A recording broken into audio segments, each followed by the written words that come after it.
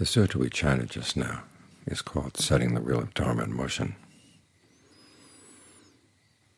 Sometimes the question comes up, where's the wheel? It's in that section where the Buddha goes through all Four Noble Truths and talks about the duty appropriate to each, and the fact that he had completed those duties. It's basically got two sets of variables. On the one hand, there's the truths, on the other hand, there's the duties, and the question of whether they're completed or not. In ancient Indian texts, when you would go through all the various permutations of different variables like that, listing them all, it was called a wheel. In English, we would call it a table, because it would be presented on a page like a table. But in those days, they envisioned it as a wheel going around the horizon, imagining each separate variable. So you got around to completed the circle.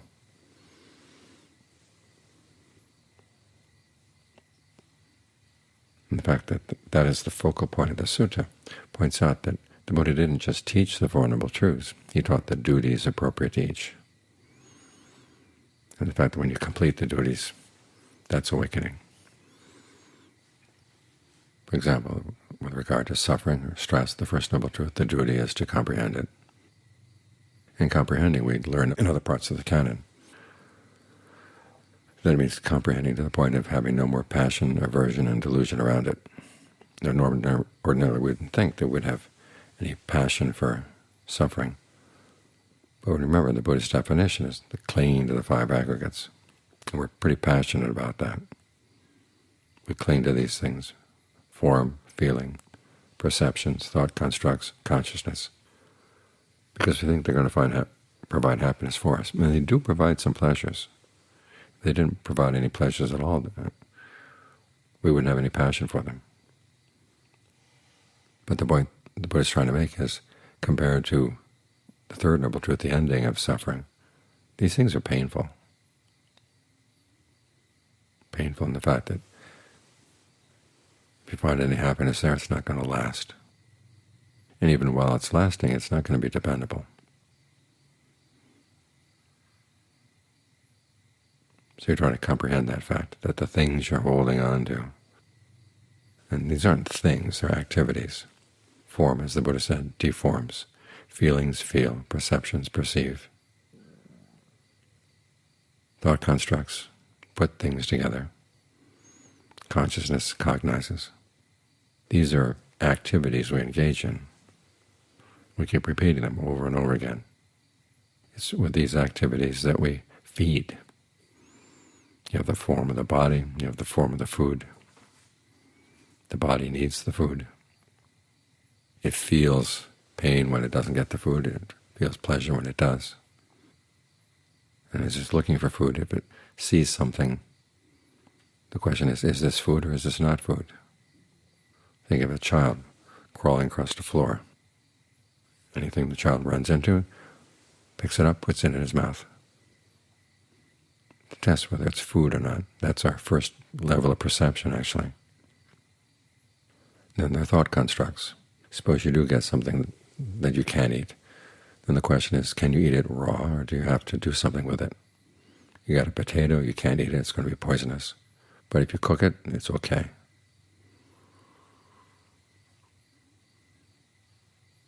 Then finally, this consciousness, which is aware of all these things. These are activities that we engage in one of the basic activities that defines us as beings, the fact that we feed off of these things. And again, we have to comprehend it to the point of no passion, aversion, delusion. That's asking a lot.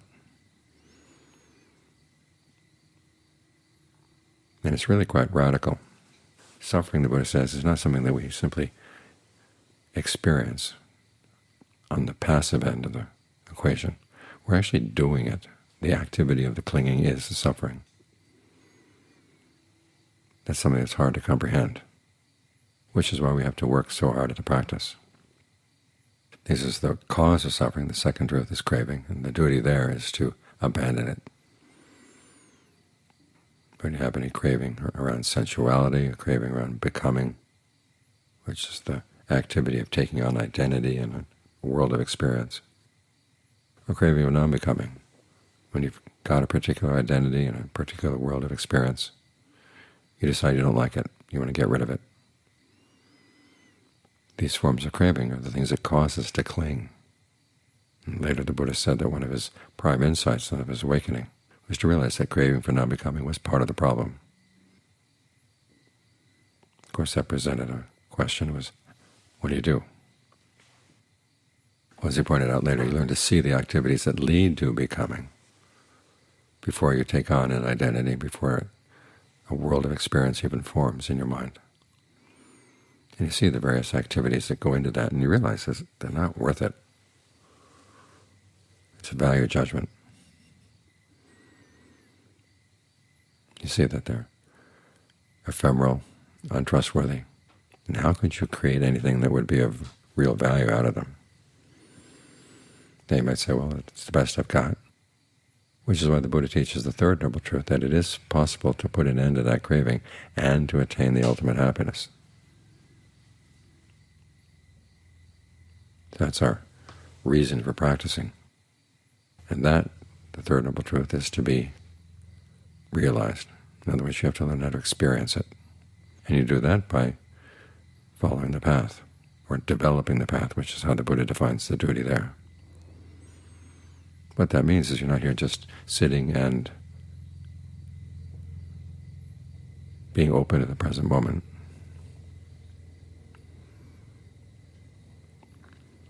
We focus on the present moment because there's work to be done here. When the Buddha defines alertness, one of the qualities of right mindfulness, it's focused on your actions. What are you doing right now?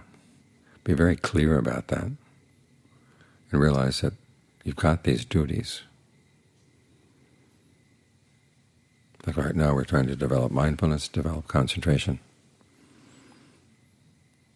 because realize it's going to be good for us now and on into the future. Remember the Buddha's definition of that first question that leads to discernment or wisdom. What, when I do it, will lead to my long-term welfare and happiness. Long-term. He's talking about time. He's not talking about just being in the present moment. Someone sent me an article today. It was in a British newspaper. It was about the Buddhist approach to child raising. It was treating child raising as a topic of meditation, purpose being to find a sense of freedom in the present moment, and the choices it offered in how you deal with your child. Either there with presence and care, or you're there with aggressiveness and denial. You either try to exert control, or you surrender and trust the flow. That's a pretty bad recipe for child raising. And of course it's false dichotomies all the way down the line. There are a lot of other choices, especially if the flow of your child right now is toward abusive behavior. You've got some standards that you've got to train the child in, so the child can live in peace and happiness in society, and also learn how to control his or her emotions, his or her behavior. Again, for the sake of a long-term happiness. But the whole idea that you want to have your experience of parenting to be one of freedom in the present moment. The Buddha never said you're going to find freedom in the present moment. The present moment is where you do your work. The goal is something that actually lies totally outside of the present moment. But it's by focusing our attention here that we get to do the work that needs to be done. Developing right view, right resolve, all the way down to right concentration. So you focus on what you're doing. Then you ask yourself, is it skillful? The three qualities the Buddha has you bring to right mindfulness. Mindfulness itself, which is the ability to keep something in mind. In which case you keep in mind the fact that, one, you want to stay here with the breath, and then two, you want to learn how to remember how to recognize unskillful thoughts that would come up and destroy your concentration. and distinguish them from the skillful thinking that are actually is part of right concentration as you begin to get the mind to settle down. As you adjust the object to fit the mind, adjust the mind to fit the object. Then there's alertness, watching what you're doing. And then there's ardency, the quality of mind, the quality of the heart that wants to really do this right. This is the quality that makes the other two right. In other words, mindfulness, you can keep anything in mind. As for alertness, you can watch yourself do anything, and it would count as alertness. But with ardency, you want to be mindful of things that are really skillful to be mindful of. And mindfulness is not just a non-judging awareness. As the Buddha said, the role of mindfulness on the path is to remember a right view about what's right and wrong in terms of views and resolves. So you can direct your efforts, your ardency, so you can do it well. Focus on the right points, focus on the right issues. So there's work to be done. And that's the message of this wheel the Buddha taught. There are basically 4 different duties. And he teaches 4 noble truths because as we start out on the path, there are 4 different things we have to do. Some things we have to comprehend, some things we have to abandon, some things we have to realize, and others we have to develop. And as we practice, we get a better and better sense of which duty is appropriate at which time. Well, especially at the beginning, the development is going to be the primary duty as you work on getting the mind into concentration, and work on all the qualities that need to be developed in terms of right views, right action, right speech, to make sure your concentration is not only solid, but it's focused in the right way, and it's reliable. This is one of the reasons why the Buddha lists right speech, right action, right livelihood before he lists the factors for concentration, because the development of virtue makes you honest. You really have to look at what you're doing. You really have to keep the precepts in mind, and you have to do your best to stick by the precepts. This focuses you on your intentions, because you break a precept only if you intentionally break it. That keeps you focused on the mind. It makes you honest. And that honesty carries over into the concentration, and from the concentration it carries over into the discernment. So it's a complete path we have here. The Buddha is asking us to train both our hearts and our minds.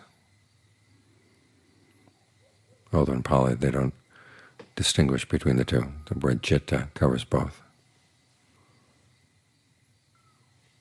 But it's a total training for the heart and mind. So we come to the present moment because there's work to be done. And the Dharma wheel lays out what the work is. So as you're sitting here and the mind wanders off, you don't just follow it and see where it's going to wander. You realize, okay, this is taking me away from my initial intention, which was to stay with the breath. So you drop those thoughts. Drop them incomplete. There's that tendency sometimes to say, well, let me finish this thought and then I'll get back to the breath.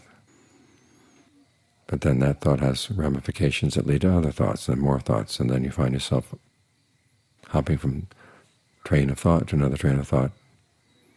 You end up in the Northwest Territories. You realize that you've left the breath, you drop the thought unfinished, get back to the breath. That's the quality of ardency. And then while you're with the breath, the quality of ardency is to try to be as attentive as possible to what kind of breathing is really good for the body right now. What does it need? What would feel really satisfying? Because a large part of concentration is to pull you into the present moment and keep you here by providing a sense of well-being, a sense that you feel really satisfied being here, not because you've told yourself that you have to be satisfied, but you create the conditions. So the way you breathe feels energizing when you need to be energized, relaxing when you need to be relaxed.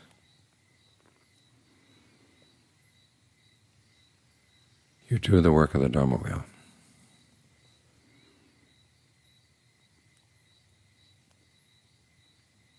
And you find that the spokes begin to develop stronger and stronger. That's why that Dharma wheel on the wall over there has 12 spokes. 4 truths, 3 levels of knowledge: knowing the truth itself, knowing the duty appropriate, and knowing that the duty has been completed. That's where we're headed.